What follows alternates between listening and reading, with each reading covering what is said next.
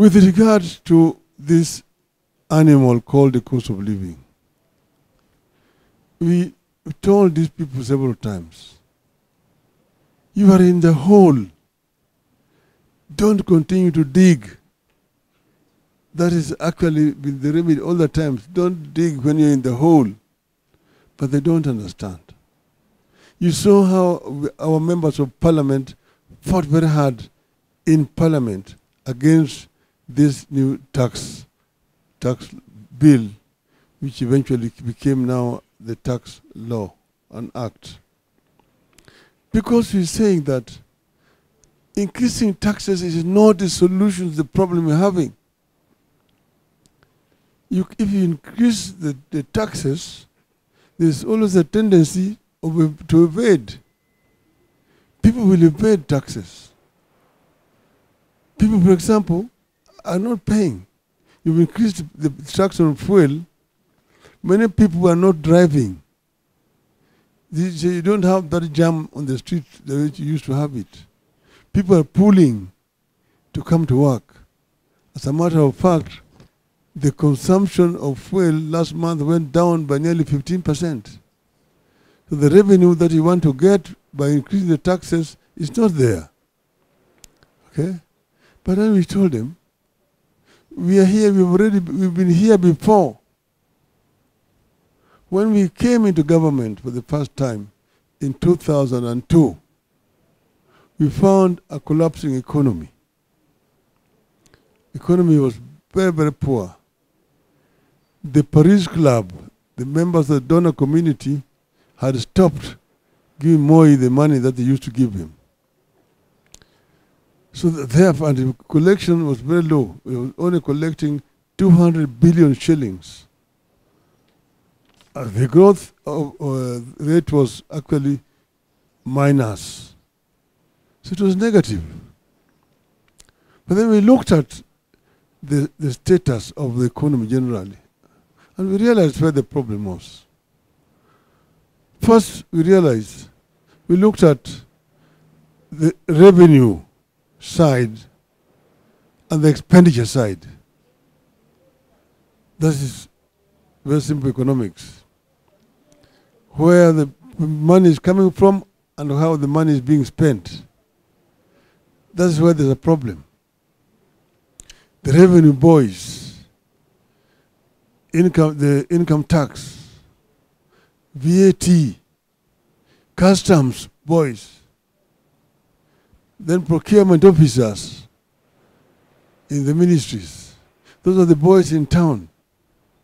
They're the ones who are buying apartment blocks in town. They're the ones who are driving the latest models of cars, Mercedes, Toyota, and so on. They're the ones who are building castles in rural areas. They're the ones who are building high-rise buildings in village markets.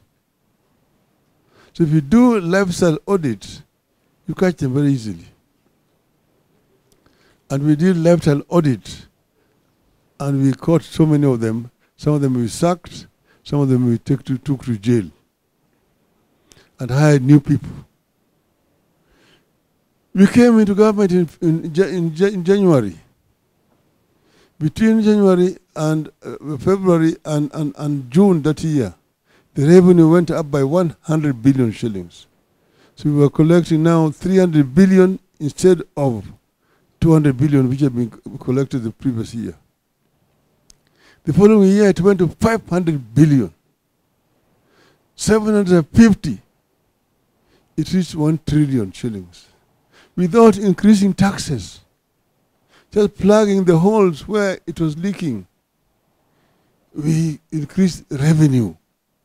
We reached a stage where we were able to finance all our requirements, all the development projects.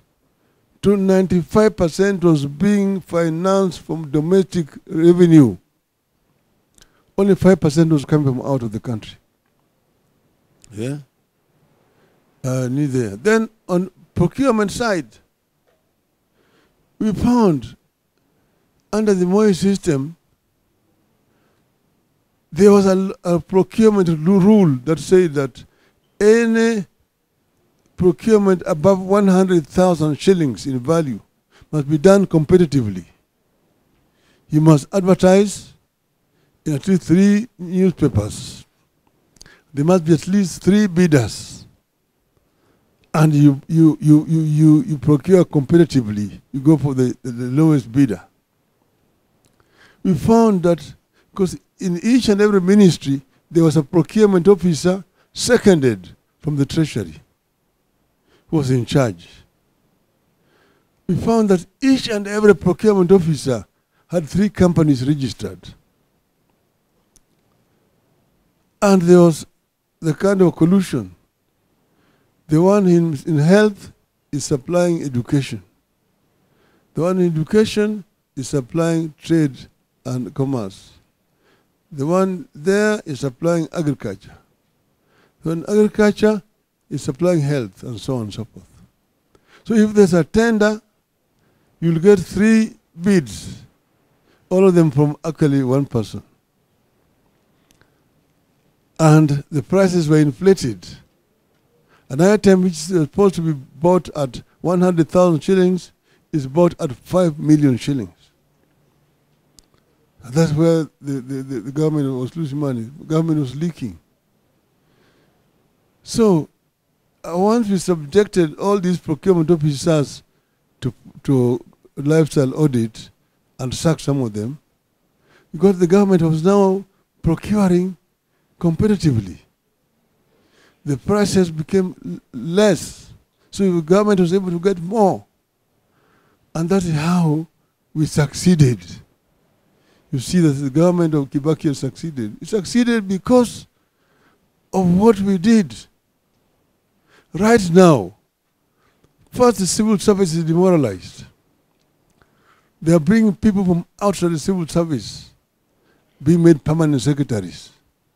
Somebody who has never even been to Kabete to be trained in administration, does not know how civil service is working, is being recruited and made in there. It's just so and so, so long as it's from my tribe. From my tribe. These things are not going to get better because these people are actually messing up. They don't know how to run a competitive economy. They will not, things will not change. And you cannot be one person, you're Mr. President. You are the permanent secretary in all ministries. You are the minister in all ministries. You know everything. Even if El Nino is coming, you're the one who knows the El Nino is not coming. The work which should be done by the director of meteorology is being done by you as a president. Everything, you must be talking about on everything. Even if it's somebody's wife, the Nini, did not dress properly, you're the one who knows. So this is where we have a problem.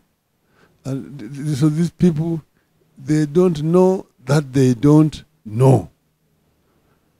And we are not ready to advise them because they know everything. Okay? Because they know everything. So you people have a responsibility to sensitize the people.